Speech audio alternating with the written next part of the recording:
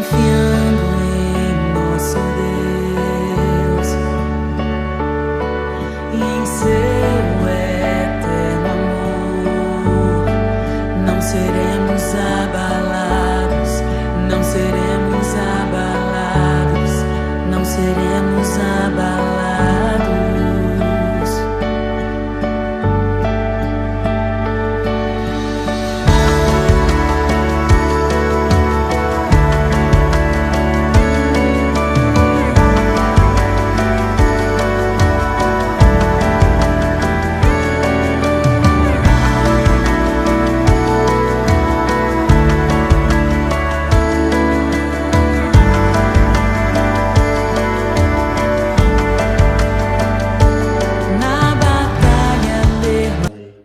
Boa noite, irmãos. A graça e a paz do nosso Senhor e Salvador Jesus Cristo.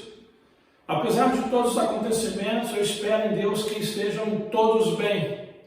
Eu queria começar aqui mais uma vez agradecendo aos irmãos que estão aí fazendo contatos uns com os outros, através de ligações de telefone, mensagens de WhatsApp. Continuem assim, isso é muito importante. A palavra do Senhor diz que é bom, é agradável que os irmãos vivam em união.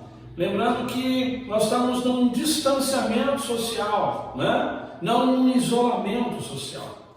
Irmãos, eu quero também agradecer a todos aqueles que, apesar do momento, estão se esforçando, estão dizimando, fazendo as suas ofertas.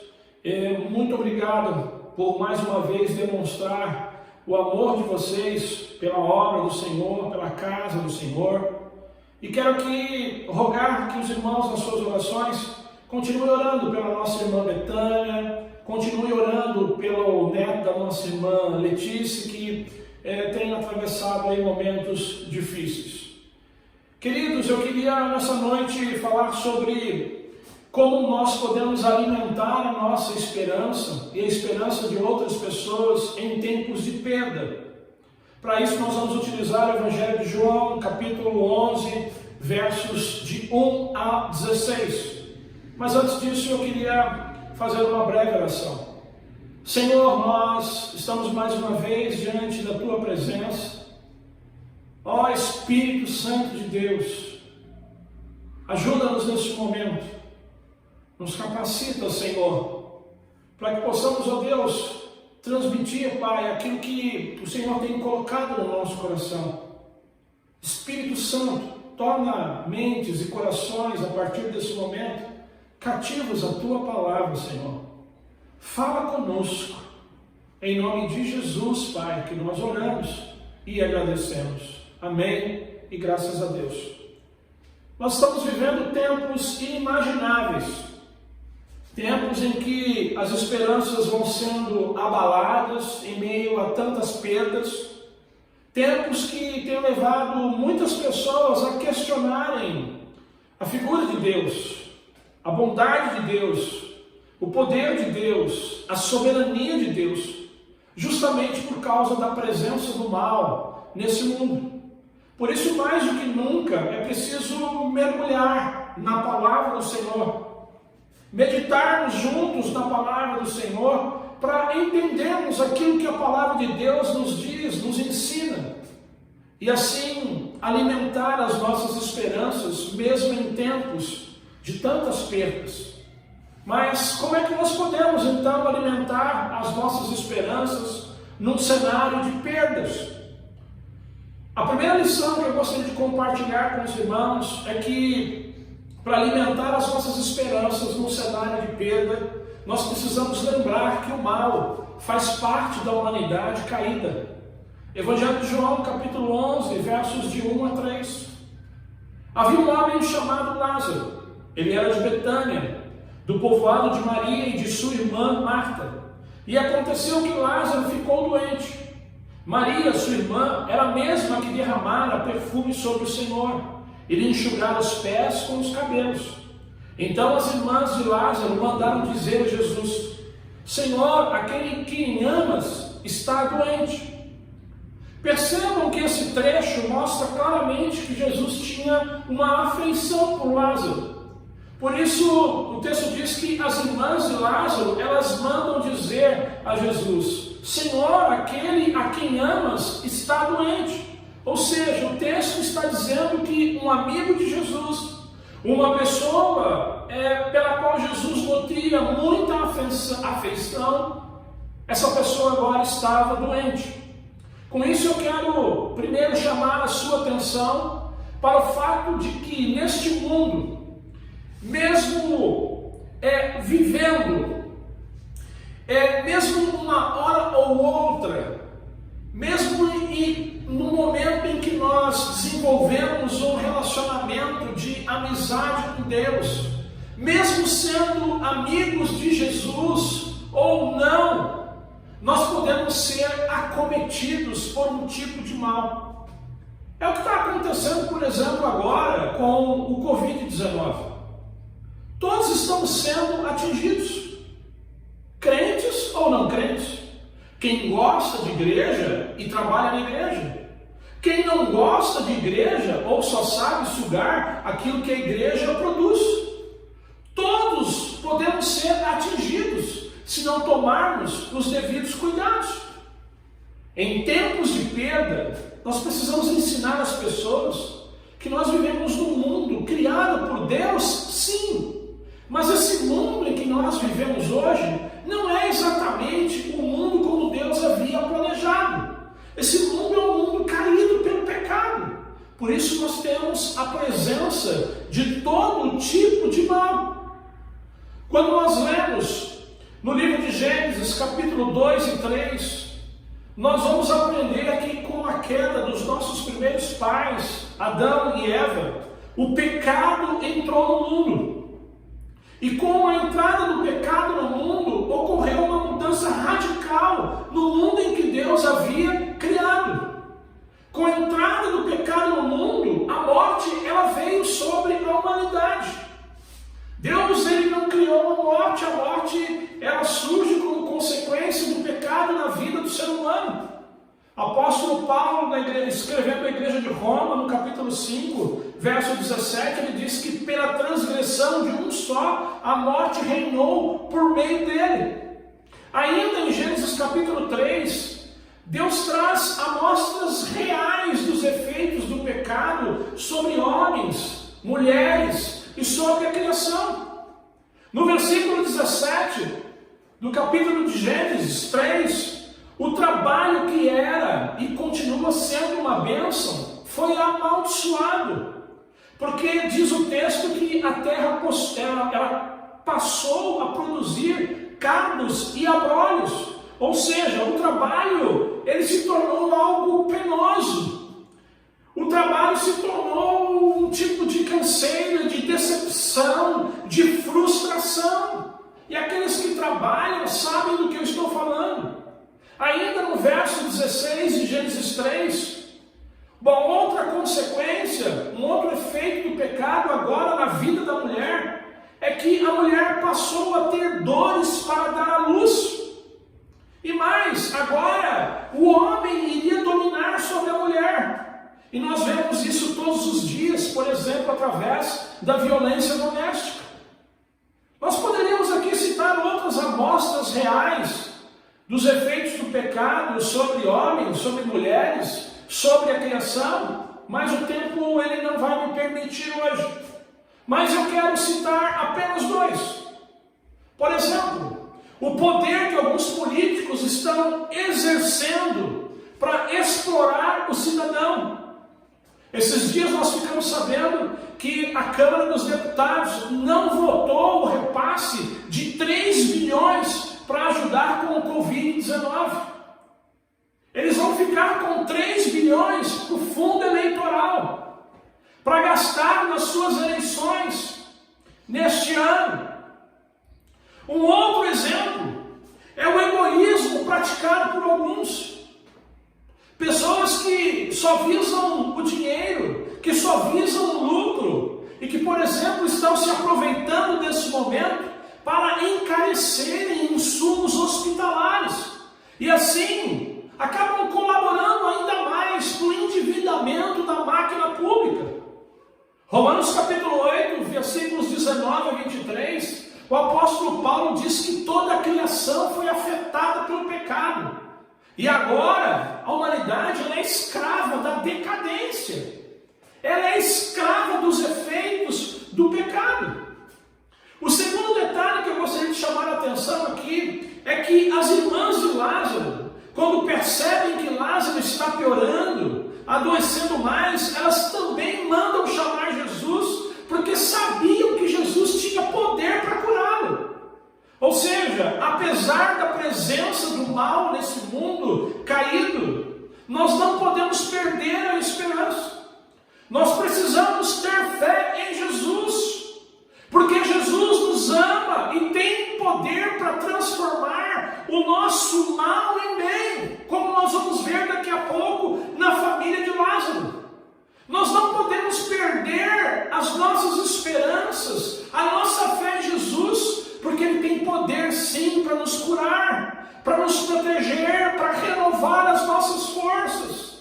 Evangelho de Lucas, capítulo 6, verso 19, diz que certa vez, quando Jesus ele parou para ensinar a multidão, todas as pessoas que tocavam em Jesus ficavam curadas, porque dele saía poder e curava todas as pessoas. Então, em tempos de perda, nós não podemos esquecer que o mal ele faz parte sim desse mundo caído, mas também precisamos crer que Jesus tem poder para mudar o nosso cenário. Como alimentar as nossas esperanças num cenário de perda? Segundo, compreendendo que nem sempre Jesus vai responder da maneira que desejamos, mas os seus planos serão sempre os melhores. Presta atenção. Lázaro, ele adoece. Então as suas irmãs, Marta e Maria, mandam chamar Jesus, porque elas sabem que Jesus tem poder para curar o seu irmão. Elas acreditam tanto em Jesus, elas acreditavam tanto que Jesus poderia curar Lázaro, que nós podemos imaginar aquelas irmãs dizendo: se pelo menos Jesus estivesse aqui, se pelo menos Jesus estivesse aqui, o nosso irmão não estaria desse jeito. Se pelo menos Jesus estivesse aqui, para aqueles que conhecem a história, elas estariam dizendo: talvez o nosso irmão não teria morrido. Então, o pedido de socorro delas chega até o Senhor Jesus. Mas, após ouvir o relato sobre as dificuldades que Lázaro está enfrentando, olha o que o texto diz. Versículos 4 a 6 de João 11. Ao ouvir isso, Jesus disse: essa doença não acabará em morte, mas é para a glória de Deus, para que o Filho de Deus seja glorificado por meio dela. Jesus amava Marta, a irmã dela e Lázaro. Presta atenção. No entanto, quando ouviu falar que Lázaro estava doente, ficou mais 2 dias onde estava. Você está prestando atenção no cenário? Maria e Marta se voltam para o amigo Jesus, esperando que ele viesse logo curar o seu irmão. Com certeza aquela família estava esperando o momento em que Jesus recebesse o recado. E na cabeça delas, elas com certeza, após Jesus ter recebido o recado, eu vou aqui conjecturar um pouco. Talvez Jesus arrumaria um cavalo para chegar o mais rápido possível na casa delas, e assim livrá-las daquela situação de sofrimento. É nítido que elas estavam esperando que Jesus agisse rápido naquela situação de perda de saúde. Mas o versículo 6 diz que Jesus, quando ele ouviu o recado de que Lázaro estava doente, ao invés dele sair correndo, ao invés dele arrumar um cavalo, de chegar o mais rápido possível na casa delas, o versículo 6 diz que Jesus ficou mais 2 dias onde ele estava. O verso de número 17 de João capítulo 11 diz que quando Jesus chegou em Betânia, na casa daquela família, já fazia 4 dias que Lázaro estava morto. A decisão de adiar a sua ida até a casa deles não provocou a morte de Lázaro. Não foi isso. Muito provavelmente, quando o mensageiro entregou aquele recado, aquela mensagem das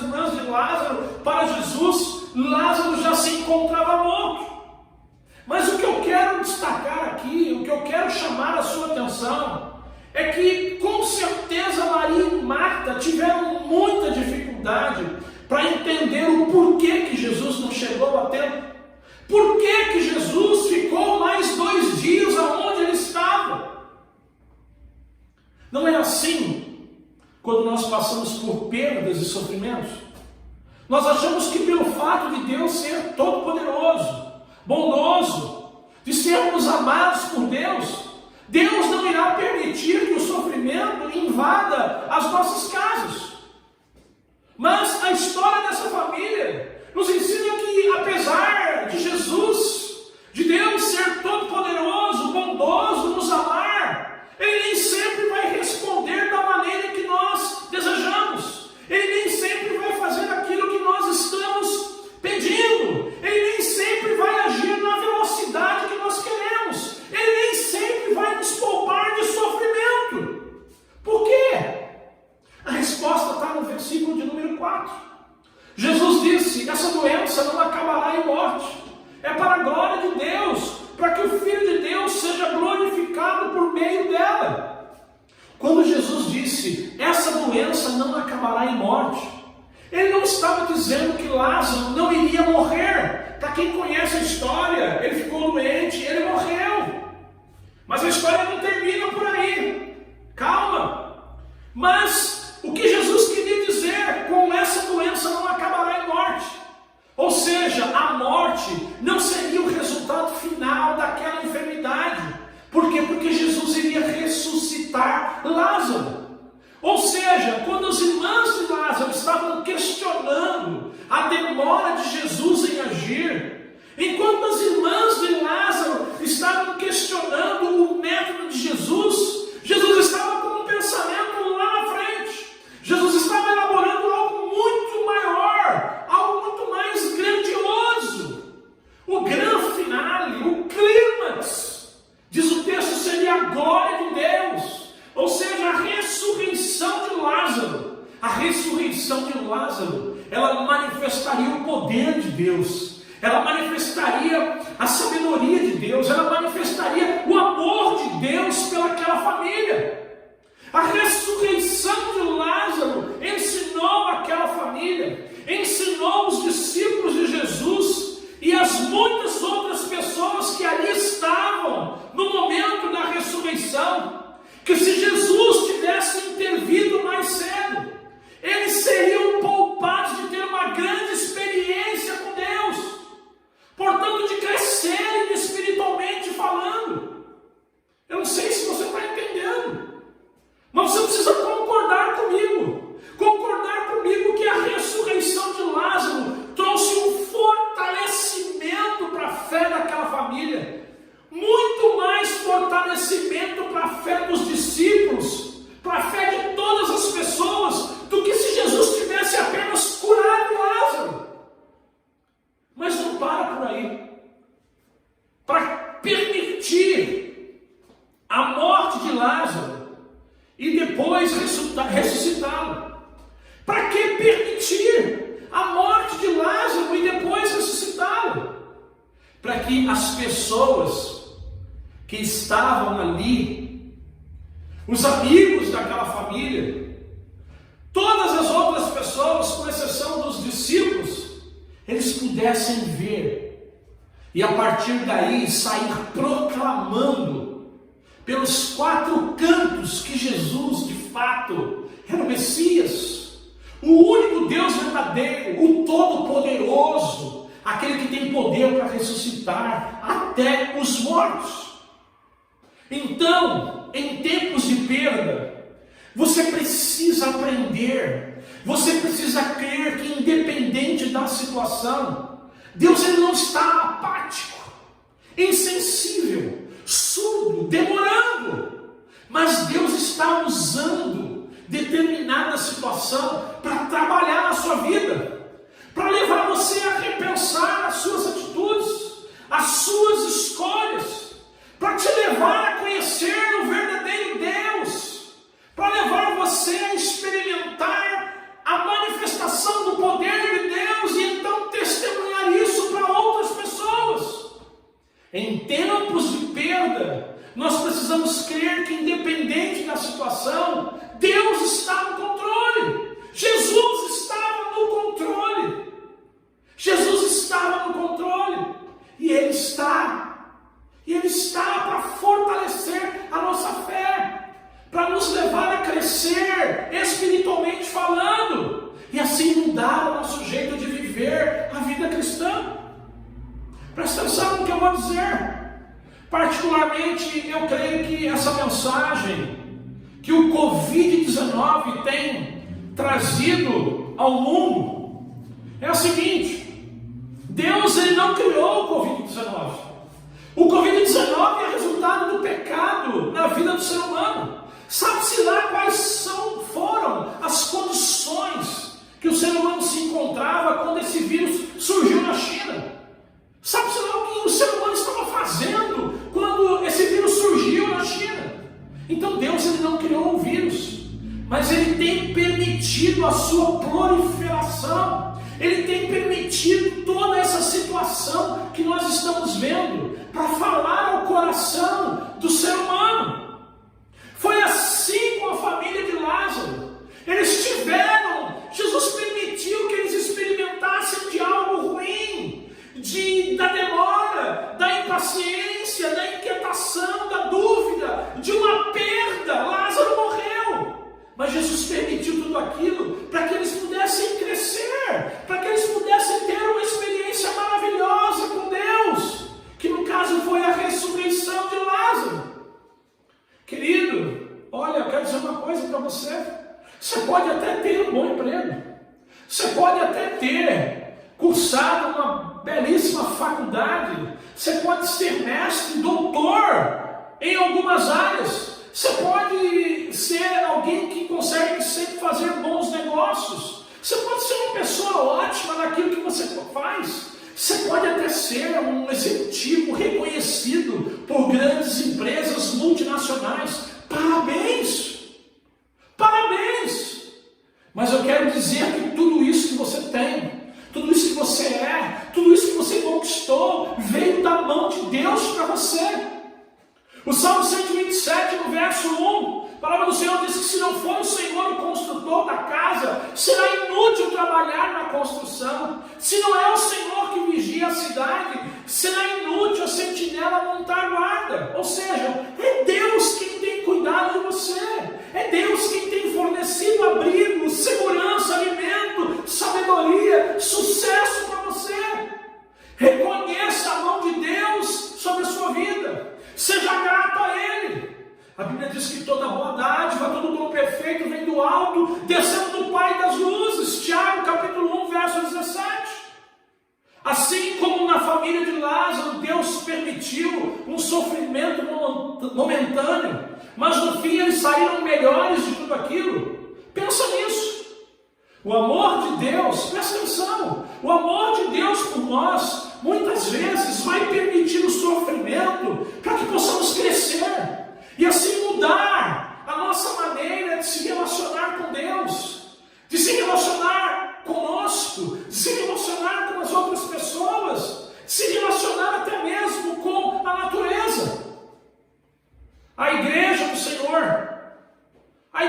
do Senhor Jesus Cristo, ao meu ver, na minha simples visão, Deus tem permitido o Covid-19 e assim impedido o povo de Deus de se reunir nos templos, porque o povo de Deus tem vivido uma espécie de pandemia espiritual. A vida de muitos cristãos foi resumida aos encontros de domingo, às atividades dentro das 4 linhas. Durante a semana, muitos cristãos têm uma vida marcada por pecados escondidos, pecados não confessados. Cristão que durante a semana não tem nenhum comprometimento com a palavra de Deus. E aí então a igreja tem andado deixando de lado a única ordem que Jesus deixou para ela: fazer discípulos. A única ordem que Jesus deixou para a igreja, Mateus capítulo 28, fazer discípulos. Lá no Evangelho de Lucas capítulo 19, verso 40, Jesus certa vez disse: se eles se calarem, as pedras clamarão. Deus, através do Covid-19, sabe o que Ele tem dito para nós, a igreja do Senhor? Vocês se calaram. Vocês se calaram. Por isso agora, por um breve tempo, vocês vão ter que amargar o sofrimento.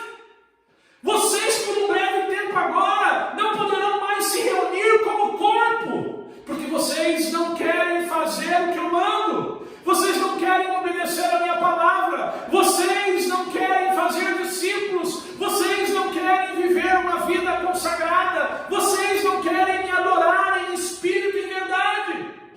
Por isso, quem está clamando agora é o vírus.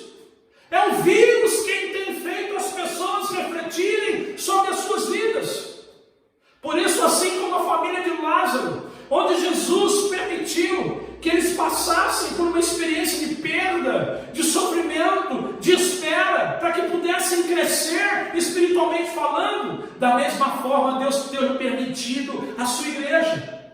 Quem imaginaria uma coisa dessas? A igreja de Jesus impedida de se reunir como corpo. Por quê? Para que ela possa crescer espiritualmente falando e mudar o seu jeito de adorar a Deus. Ouça o que o Senhor tem dito através do Covid-19.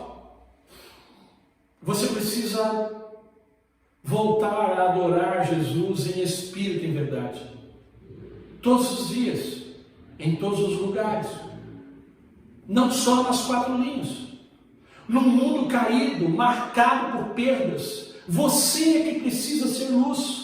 Você, meu irmão, você, minha irmã, que precisa apontar para a esperança. É você, meu irmão, é você, minha irmã, que precisa ser a voz que leva as pessoas a refletirem acerca das suas vidas, acerca da sua relação com Deus, com o próximo, consigo mesmo e com a natureza, e não um vírus.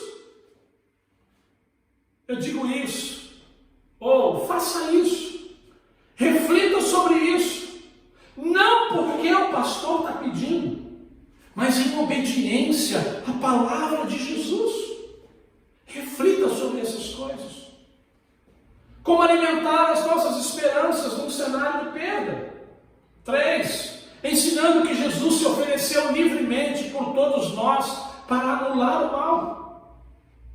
A partir do versículo 7 de João, capítulo 11, Jesus informa aos seus discípulos que ele precisa voltar para a Judéia.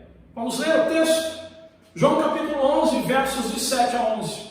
Depois disse aos seus discípulos: vamos voltar para a Judéia.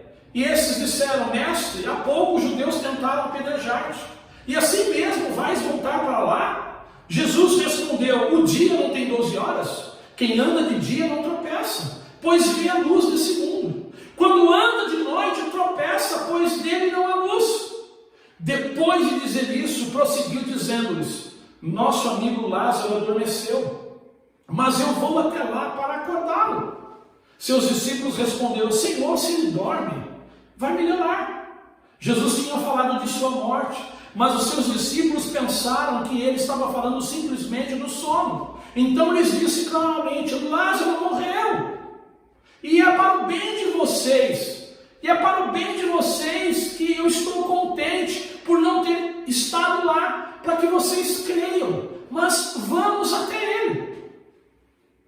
Se você ainda não entendeu que Deus muitas vezes ele vai permitir o sofrimento para trabalhar nas nossas vidas, e por isso você ainda continua questionando o amor de Deus por nós, você ainda continua se perguntando se Deus nos ama, se Deus é todo poderoso, se Deus é bom, por que então Ele tem permitido esse vírus?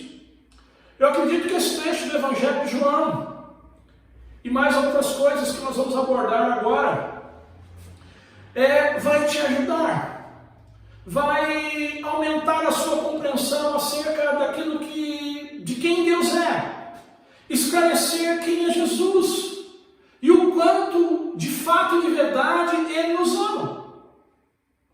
O verso 7 do Evangelho de João diz que depois Jesus disse aos seus discípulos: vamos voltar para a Judéia. Verso 8. Esses disseram: mestre, há pouco os judeus tentaram apedrejar-te, e assim mesmo vai voltar para lá?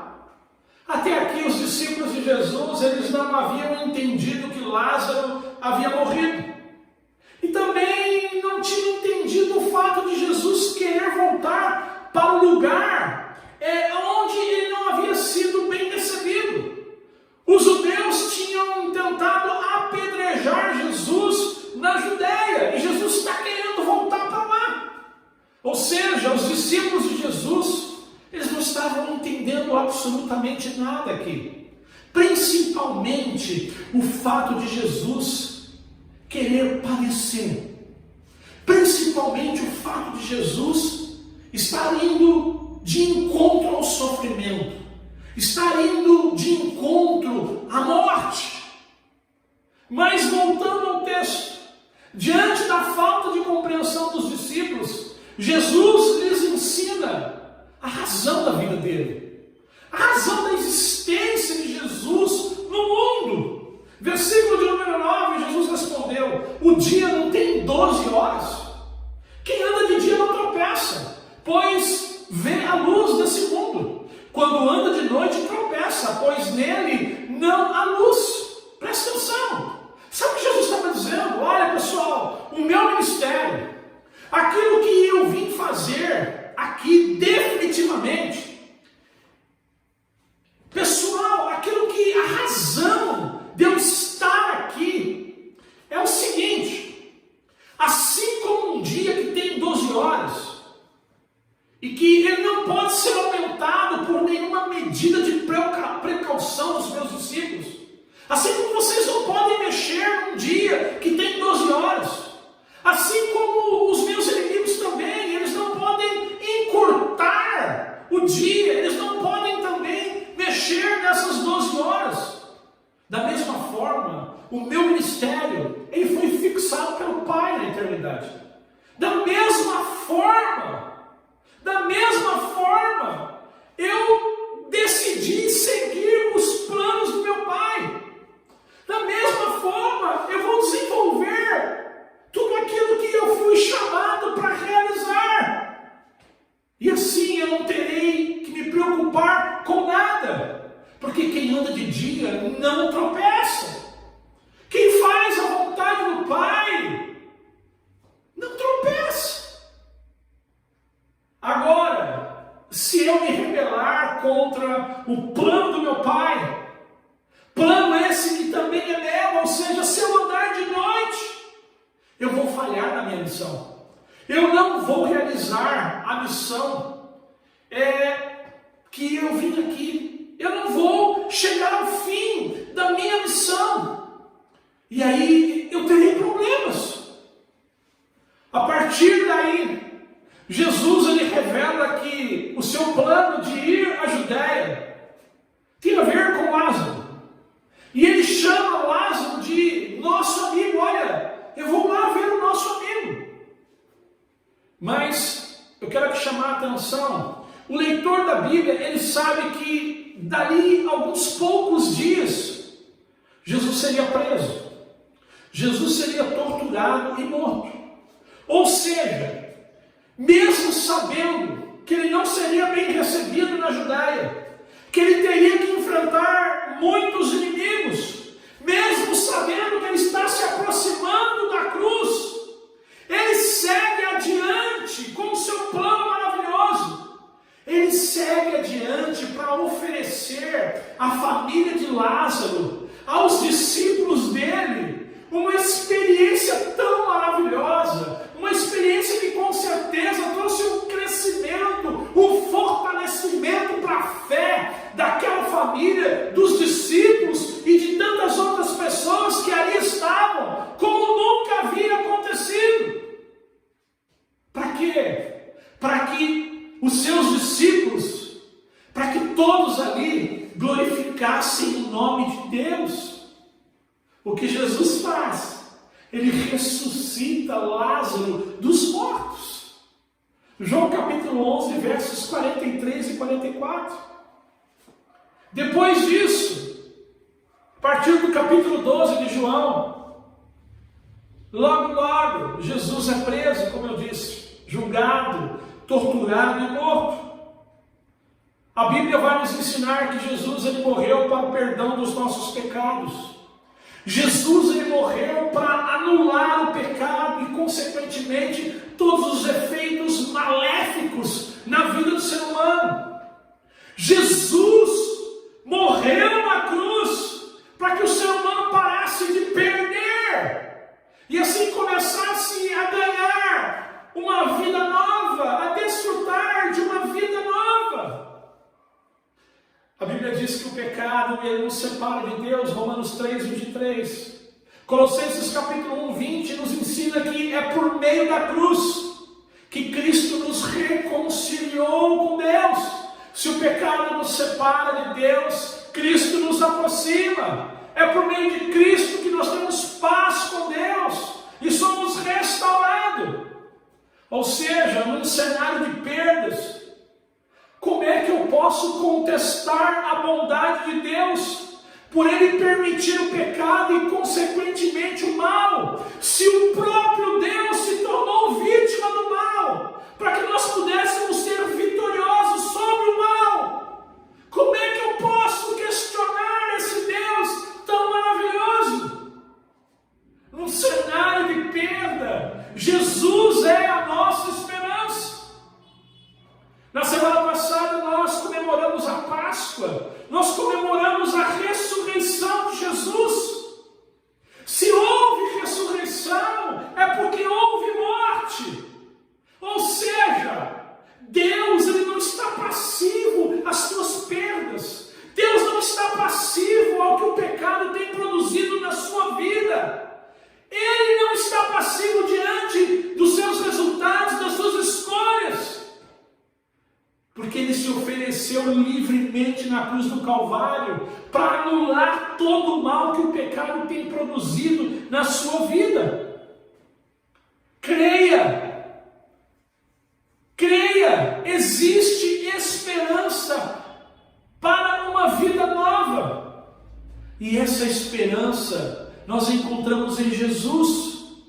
Jesus certa vez disse: o diabo veio para matar, roubar e destruir, mas eu vim para lhes dar vida, e vida em abundância, vida plena. Eu quero concluir. Entregue a sua vida para Jesus. Deixe Jesus controlar a sua vida. Pare de ser o único dono na sua vida.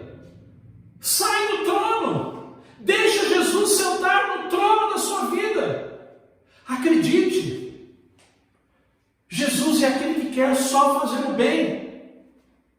Mas não se esqueça, Ele também pode trazer, Ele também pode permitir sofrimento, para que você reflita, para que você repense as suas escolhas, para disciplinar você.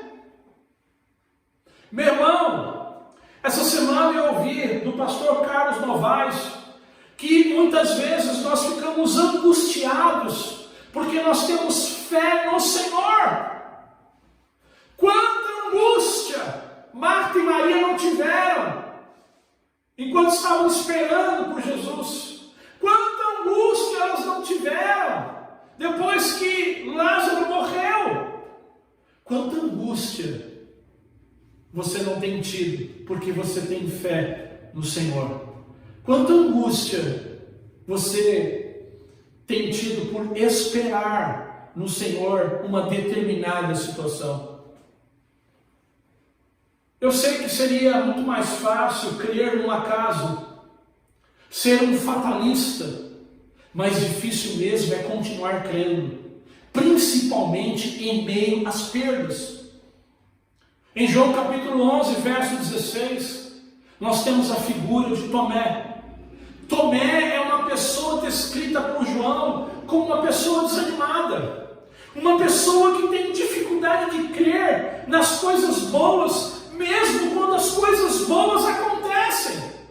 Você lembra do que eu estou dizendo? Mesmo quando Jesus ressuscitou, mesmo após a ressurreição de Jesus, e quando Tomé recebe essa notícia,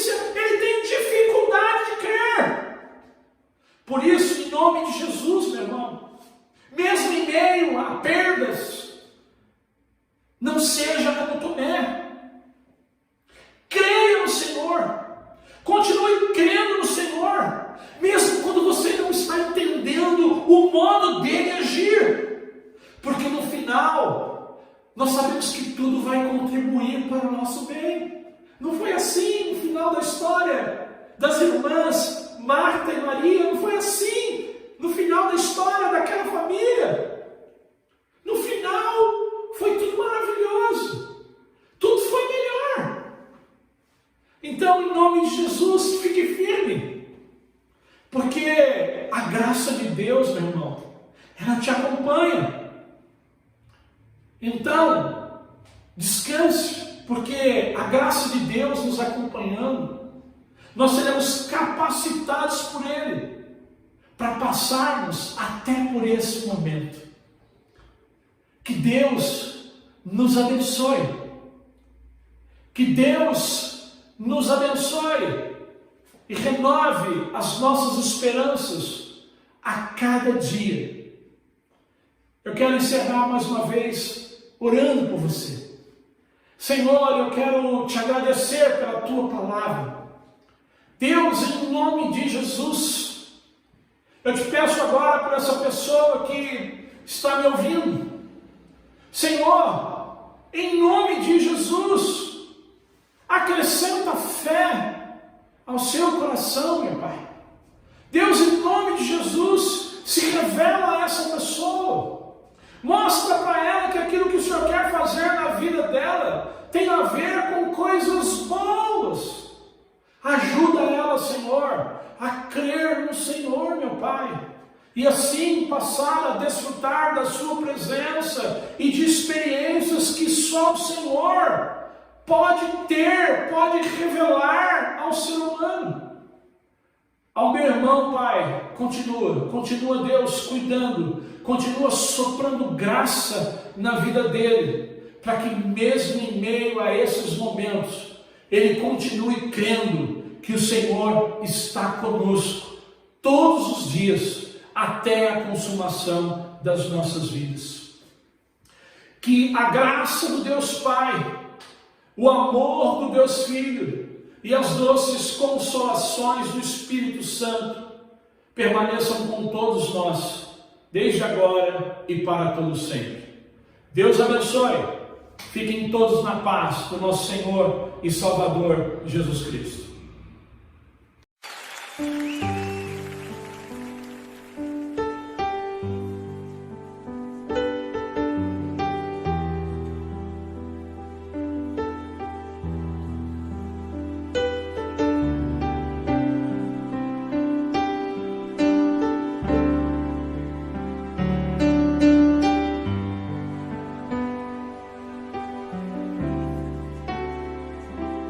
Quão grande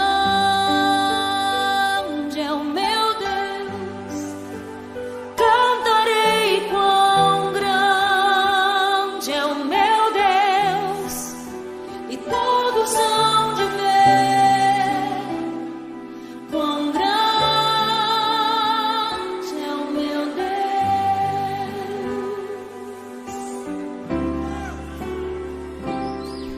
Com esplendor de um rei,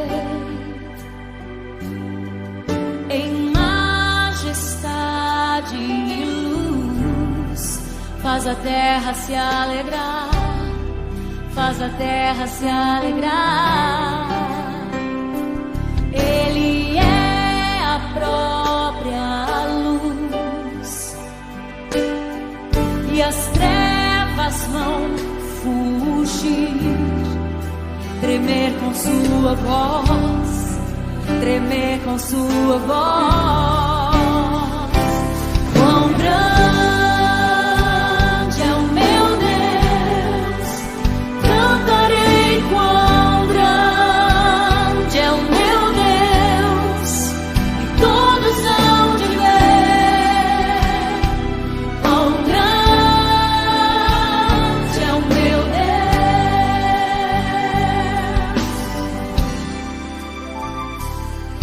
Por gerações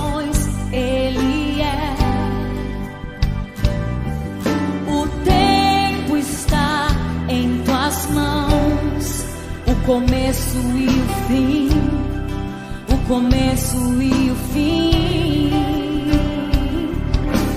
Três se formam em um: Filho, Espírito e Pai, Cordeiro e Leão, Cordeiro e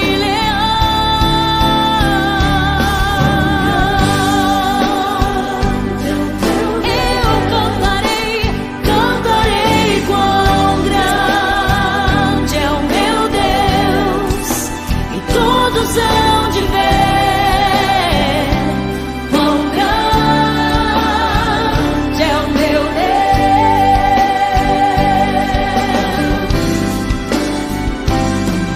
Sobre todo nome é o céu, tu és digno do louvor. Eu cantarei quão grande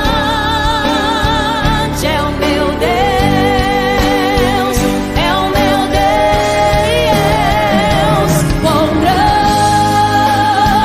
é o meu Deus, eu cantarei. Ele é grande, todos são de ver quão grande é o meu Deus. Eu cantarei quão grande é o meu Deus. Cantarei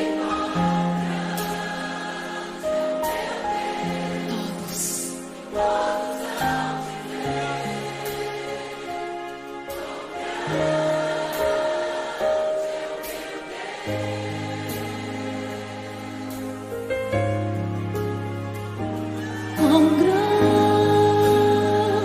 é o meu Deus. Cantarei quão grande é o meu Deus, e todos hão de ver quão grande